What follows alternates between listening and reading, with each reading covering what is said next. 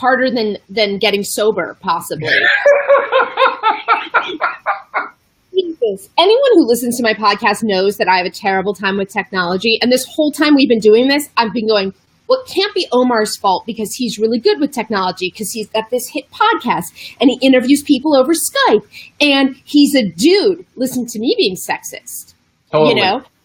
And so if anybody is still with us from yesterday's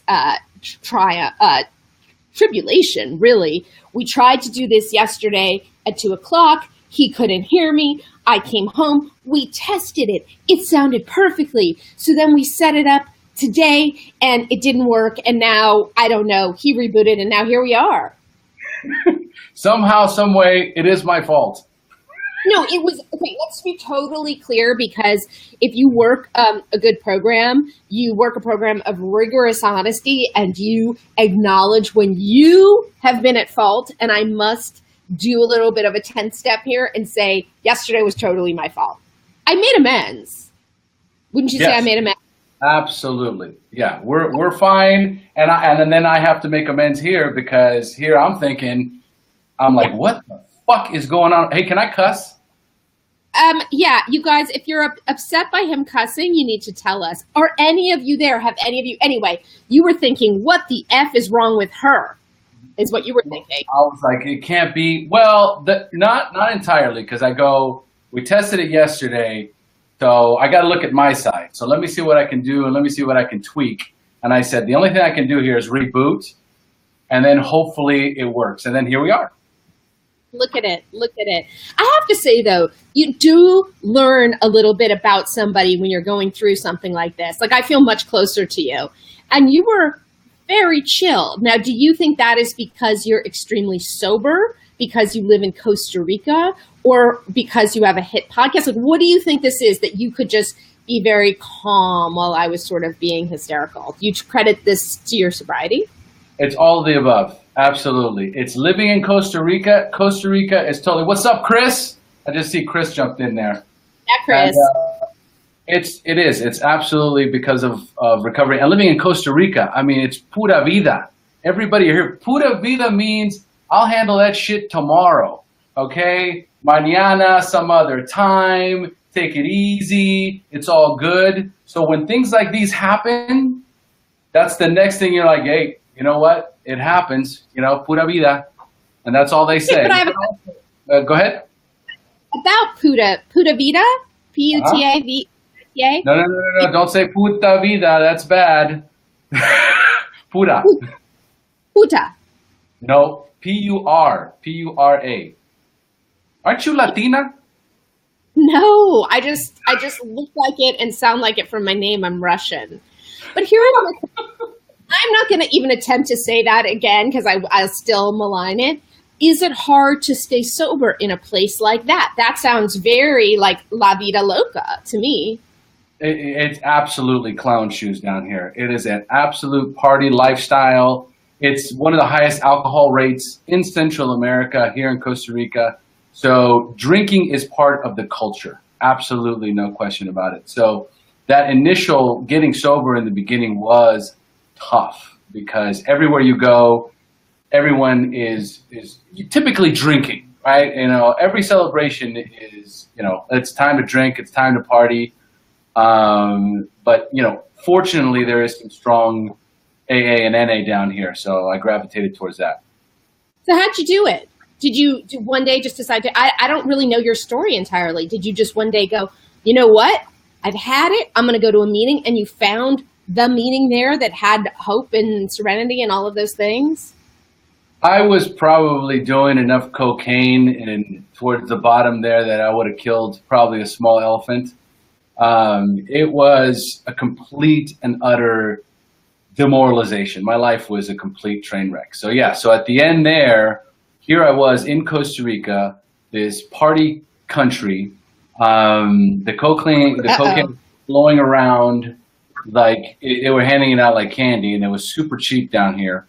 And I just got caught up in it. So I got married, and my wife was pregnant, and I was battling with this disease. I was battling with this addiction.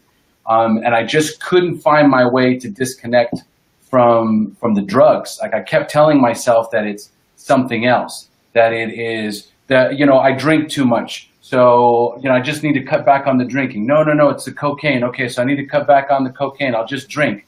No, it's the cocaine and the drinking. No, I need to smoke some weed. So I was this chemist that was constantly trying to figure out how to make it happen. But in the end there, it got so bad that I wished for death.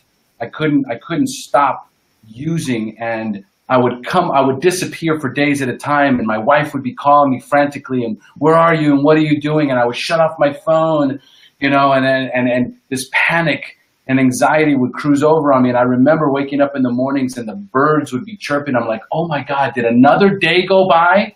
Like, oh my God. And so there's this constant, it was these psychotic delusions, these drug-induced psychotic delusions that I was constantly in. They're after me. They're chasing me. I have to get away. So there was all this complete chaos and anxiety going on in my life. And then when my daughter was born, I was holding her in my arms. I had probably about 90 days clean. I had finally, let me back up a little bit. One day when I had done so much blow, done so much cocaine, my heart was racing out of my chest. I was guzzling this bottle of whiskey down, popping pills, smoking weed, and I just remember nothing would make the anxiety stop. And I said, I got in front of this wood carving of the Last Supper that was over my bar. And I got on my knees and I said, I don't know who you are or what you are, but either take me out of this world or help me get clean, because I can't do this anymore. And it was a heartfelt prayer for just peace. I needed it to stop. I was ruining my life. I was ruining my wife's life. And now I had a baby on the way. So the next morning I wake up and all of a sudden I have this moment of clarity. Like it's 10 o'clock in the morning and I remember that I'd gone to this therapist 10 months ago and he says, I can't help you. You're a drug addict. You should go to a meeting. So I got up out of bed. I got dressed. I didn't take a shower. I didn't think about it. I didn't eat. I just got in my car. I drove to that therapist's office and I said, what's up, Joe? And what's up, Joe? Guano. That's right, Big Joe. So then I just got in my car, drove to the therapist, and I said, I need help. And I remember like it was yesterday, man. It still fucks me up because, I can go back in time and think about that moment, and him looking at me and goes, I know you're in trouble. I know you're hurting. Get to this meeting. And it just happened to be an hour before the meeting started. Like it was just all HP, baby. It was all higher power. He gave me the directions. I drove down to this meeting. I got to this meeting. I sat down and I was home, man. Like I started listening to these guys. And then 3 months into my sobriety, did you hear that? What was that? Is that weird? Nothing. We're going to get to all of this. Okay, here. To 3 months into your sobriety, yes. 3 months into my sobriety, I was 3 months and my daughter was born. So there I was in the emergency room after she gave birth, and my wife did a cesarean. So she was out cold. And I was there by myself with my daughter, holding her in my arms. She's just this tiny, precious little gift from God. And I am this disgusting, deplorable drug addict mess.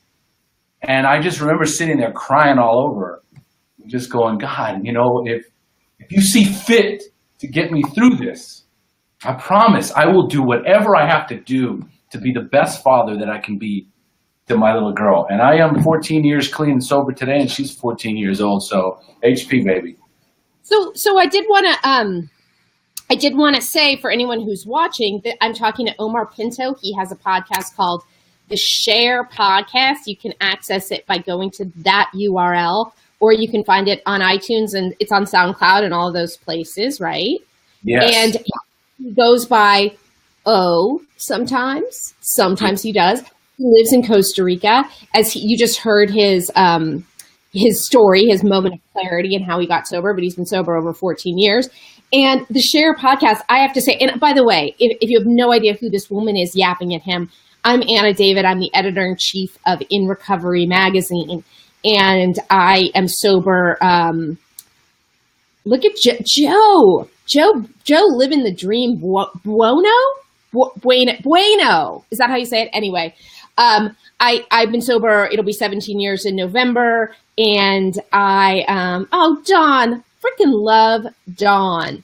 I think she's talking to you though, not me. I'm a true heart too, but, Dawn is the bomb. So I New York Times bestselling author of 6 books about addiction and recovery. And I have a podcast called Recover Girl. So I am always hearing about these other recovery podcasts that start. And the one I kept hearing the best stuff about was the SHAIR podcast over and over and over again. And once you had me on it, I saw why that was. You just, as Dawn just said, you are just a true heart and an amazing man. And I didn't even have to see your face. We were just doing it over audio and Skype, and I could just feel how genuine and real you were. So that's my spiel about you. Wow, thank you. That's pretty awesome. Wow, I'm so touched. You're going to come to my podcast when you come to LA. What you got planned? Yes, the plan is I'm coming down to see the amazing Anna David, and I loved having you on the show, Anna. And I remember telling my wife right afterwards, it was just like, Chris, you're giving me God bumps, buddy. All right. And I remember, us doing the interview, and afterwards I'm like, man, honey, Anna killed it. And it's one of the highest downloaded episodes. People love it. And you hooked me up with Sarah Hepola. You posted that one yet? Done that interview, and it hasn't gone live yet, and it's fantastic. I mean, I am surrounded by amazing women in recovery, and Anna is absolutely somebody that's just knee deep in it. Seen so many videos of you and CNN and all the different outlets talking about your book, and it's just like, it's such an honor and a privilege to be around recovering drug addicts that are doing like amazing stuff instead of degenerate, deplorable, street crawling drug addicts that I used to hang out with. I don't know about you and how you got into this, but for me, I had this very clear idea. We got sober back in the dark ages. There weren't recovery podcasts. There weren't recovery websites. When I would be high and looking for information about finding recovery, because that's what I would do when I got high and was suicidal, I wanted to create something so that people like that could come out and be like, wait a minute, I like these people. I could do this. Do you know what I mean? Is that kind of one of the reasons that you created SHAIR? No, it wasn't. It was absolutely not. As a matter of fact, I didn't do any research on recovery podcasts or anything. I started listening to John Lee Dumas's Entrepreneur on Fire, and that kid jacked me to the moon. And he started this little thing called, it's a big thing now. It's Podcaster's Paradise. It teaches you how to do podcasts. So I thought to myself, I'm going to do this amazing entrepreneurial podcast about people killing it in Costa Rica, right? And I just could not get motivated to do it at all. Plus the imposter syndrome was just crushing me. Like, you're not even an entrepreneur. How can you even, interview people who are entrepreneur? You work for somebody. But I had already purchased the stuff, and I said, okay, what am I passionate about? What do I love? And I love helping people, and I love recovery. And I said, nobody's doing any recovery podcasts out there, so I'm going to make one. Till I get it and make it and start loading it, and then I go, wait a minute, there's one or two out here already. I'm actually glad that I didn't do any research, because I might have talked myself out of it, right? Like with you, I do that all the time, even today. Yeah, I did the same thing. I had no idea. I don't know that when I started mine, there was just the bubble hour, and I didn't know about it. And a friend of mine started a podcast. He's like, it's really easy. You just get a Libsyn account. I took my phone, I recorded myself talking to someone, I uploaded it. So yeah, if you are maybe you listening and watching, you want to have a podcast, it's not hard. It isn't. It isn't that hard. Work is getting people to care. And Omar, you do such a good job of that. And just my brief exposure to your community, many of whom are on here, they love you. That's what it is. It's not hard to record into a thing and upload it to Libsyn. What's hard is to get people to actually get passionate about it. And you've been able to do that. It's not easy. No, it's not. And getting on a mic ain't that easy either. Because I tell you what, there is something that happens. Like you and I are exchanging right now. We're having a conversation, so it's flowing and it's easy. And when I have my guests on, it's super easy too. And also engaging in the group is easy because there is a common goal here. There's a common interest. It's all about helping others, doing service, and doing the greatest amount of good.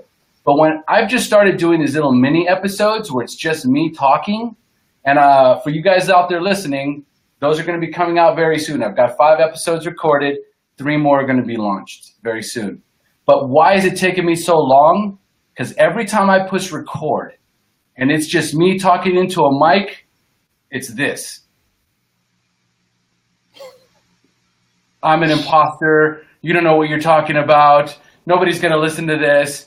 And I turn it off, and so it's taken me like all this time. My wife keeps telling me, you need to do these little mini episodes because people are constantly asking and struggling with stuff in the rooms, in the groups, toxic relationships, comparing themselves with others, who am I to do service? The drama triangle, codependency. There's all these different topics that I have experience with, and I love to talk to people about it, no problem. I just did an episode with a girl where I talked her through an entire codependent, sick relationship, and then we posted that, and it was awesome.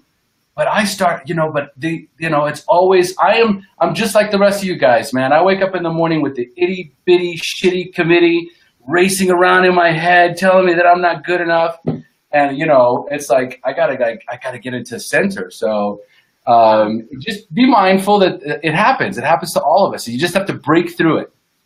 Yeah, I think you're absolutely right. It's like, it's sort of realizing that 95% of the thoughts that you're having are not real.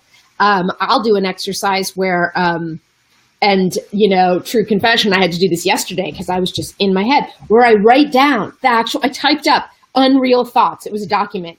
The thought I was having, and then the reality of that thought. One of mine, because I don't do the you're terrible, you're never going to be successful. My new ones, because I don't hate myself anymore. My new one, this is an interesting one. You're wasting your life in front of a computer. That's my, and it's like the reality. No, you're doing amazing things here. Like, what does that even mean? So I don't know. I made this one up, but the tool, if you can look at it on a piece of paper and look at how crazy it is, and then turn your ringer off when you're interviewing and I don't know, Jesus, and it won't stop. But okay, here's one thing I don't want to be negligent about talking about, which is InRecovery magazine. I don't know if you guys know this magazine, but it's been around for 5 years. I'm now the editor-in-chief. It's amazing. It's definitely the best print magazine out there about addiction and recovery.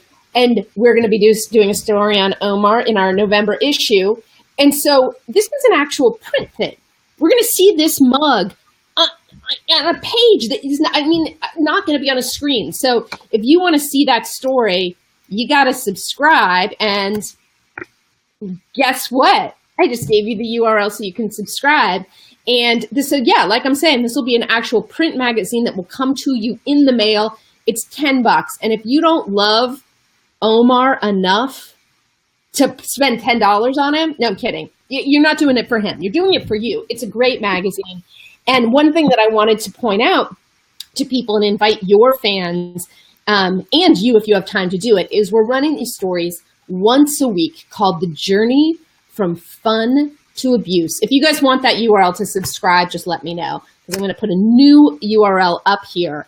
And this was based on the idea that sometimes you'll hear in recovery rooms, first it was fun, then it was fun with problems, then it was problems. Have you heard that? Oh yeah, I lived it. So I want to encourage you guys to check out this story. This is the one I posted today. It's one of my writers. His name's Sean Paul Mahoney. He's absolutely hilarious. But I post a new one every week, and I have somebody in recovery answer 4 questions What was drinking and using like when it was fun? What was it like when it was fun with problems? What was it like when it was just problems? And how did life become fun again? And if you want to be someone featured in that, all you have to do is email me, editor@inrecovery.com, or just anna.david@inrecovery.com. And we'll put your picture if you want it. We'll link to your blog, to whatever you'd like. But I also wanted to ask, you kind of got into it before, but you told me a lot about what it was like when it was just problems. Briefly, because we don't want to glorify it and all of that. What was it like when it was fun? Well, it was, I don't want to glorify it, but it was fucking life-changing and exhilarating and euphoric. And it was, I thought I'd found Jesus, and I wasn't even religious. The first time I did cocaine, because I was so drunk. I was so messed up that I was passing out. And the guys that were hanging out with are like, hey, we're going to go to the casino. And I'm like, I'm going to bed. And they're like, no. I go, dude, seriously, I can't stay awake. Here, just do a little of this, and I'm like, this is another defining moment in our lives. I'm 29 years old. It's the first time I've got cocaine in front of me. And I'm thinking to myself, well, you know what? I'm too old to become an addict. So I'll just do it this one time, right, to fit in, and then I'm done. And I went from drunk, about to pass out, to alive and electric, in person, coming to you live, Omar Pinto. And I was like, this is the most amazing thing in the world. And you know what I did? You know what I did for the next 4 years? I chased that high. I chased that high for the next 4 years. It was fun in that the first year or so. I managed to build a business and have fun, but then came the fun with problems. Is that where you're going to next? Yes, I wanted to add, I interviewed somebody on my podcast yesterday, and he said we're 14 years, and he said, I think this is really unpopular, but I'm going to say for me, 80% of my using was really fun and 20% was really bad. And I don't know, it got me thinking about those statistics. I have no idea. I don't even know what years I was using, let alone percentages of what was fun and what wasn't. But I just know when it was bad, it was so bad that it doesn't matter how fun it was. So just give me briefly, when did it start to become problematic? I would say that probably about a year into it, I was running the business and I was having really a lot of problems with my fiance. She wrote me this long letter that she was leaving me, and I had a choice to make. And I had to give up the drugs to stay with her. So I did like every good addict does. I lied. Absolutely, I'm never going to do it again. These guys, this is done. I want you in my life, blah, blah, blah, blah. And the thing was that I just had to give up the cocaine. I didn't have to give up the booze and the weed. So I could mask all of it, right? And here was the thing. It was absolute. It was fun when I was with my buddies, but then trying to act like a normal person around my wife, my fiance at the time, was torture.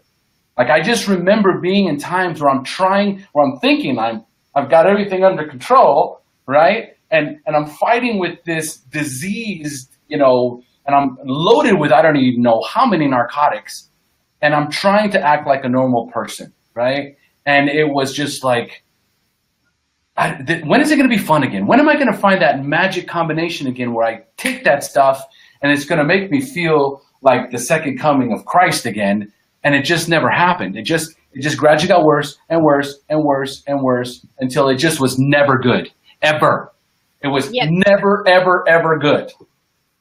That delusion that we're going to get back to that first time or that first line it is true insanity, because you can't accept the fact that it's gone. And you're like, if I just do a little bit more, that's how we'll get there. It's science, it's math, it's chemistry, and no. Unfortunately, that's how it is. My thought about it is just sort of that, like, alcohol and drugs, it relieves us from these terrible thoughts we're not even conscious of the fact that we're having, and it works. And I think it's important to acknowledge, like you just did, it works. That's why we did it to excess. We didn't do it to excess because we're anti-drugs or anti-drinking. It was amazing. And then it was awful. Awful, awful, awful. And every thought that it alleviated, it then exacerbated to a degree that I didn't even know was possible. So anyway, that's my spiel. Now let's talk. We have to get close to wrapping up. How did life become fun again? Well, it wasn't easy. It definitely wasn't easy. So here's the thing that I want to impress upon the listeners is that my life today is amazing. I mean, you and I are on this conversation. We're laughing. We're having fun. Everything's fantastic. I'm married to a beautiful woman. My daughter is 14 years old. She's gorgeous. She doesn't do drugs. She doesn't have piercings. She doesn't want tattoos like her dad. So, I mean, I've done a lot of the right things, but that first year is so tough. It's very, very tough. And so you have to give yourself that opportunity, and you have to give yourself that awareness that, you know what, I'm going to have to do a little bit of work here, and I'm going to have to go through a little bit of pain, right? And I'm going to have to take the suggestions that, are given to me, because what happens is as you start to develop these core values in your life, these spiritual principles in your life, these coping skills in your life, then you start to attract different people into your life. And those people start to give you fulfillment and happiness. And you start to develop these amazing relationships with other people. And you find that, you don't need the drugs anymore. But that takes some time. You hold on to it and you fantasize about it and you dream about it that first couple of years. But then all of a sudden, when you start to really apply yourself and you actively seek to become the best version of yourself and connect with a higher power, then all of a sudden, everything you do is fucking awesome. Like, it's amazing. And no matter how scared you are about anything, when you push through it, you're like, God got me through it. God got me to it. God will get me through it.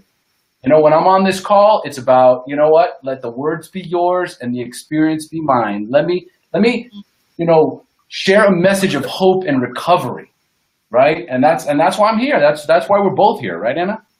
Yeah, I mean, it is interesting because my experience was totally different. My first year was magical. Everything I had been so isolated for so long. Everything I wanted came true. I thought cash and prizes, and then it got a little harder. So I think it's important for people to know that if your life isn't sunshine and roses and perfection and you're in long-term sobriety, that's the reality. It comes and it goes. And I do believe alcoholism is sort of this I can't handle how I feel. I'll do anything I can to escape it. And this not understanding, this feeling's going to pass. You know what I mean? Let it pass. Yeah, but I want to clarify one thing. That tough part, there is a pink cloud. Okay? Yeah. There is a pink cloud when you come in and you get a momentary relief or a reprieve from your drug addiction for a month, 2 months, sometimes 6 months, and you're riding this pink cloud, right? This too shall pass. The pink cloud it has a time limit on it. And once the euphoria of I'm going to meetings, I'm meeting these new people, I'm no longer high, I can digest some food, I can sleep, I've stopped sweating like an animal, then all of a sudden it's like, wow, this is fantastic. But then the first stumble, the first bump in the road happens, like Anna's talking about.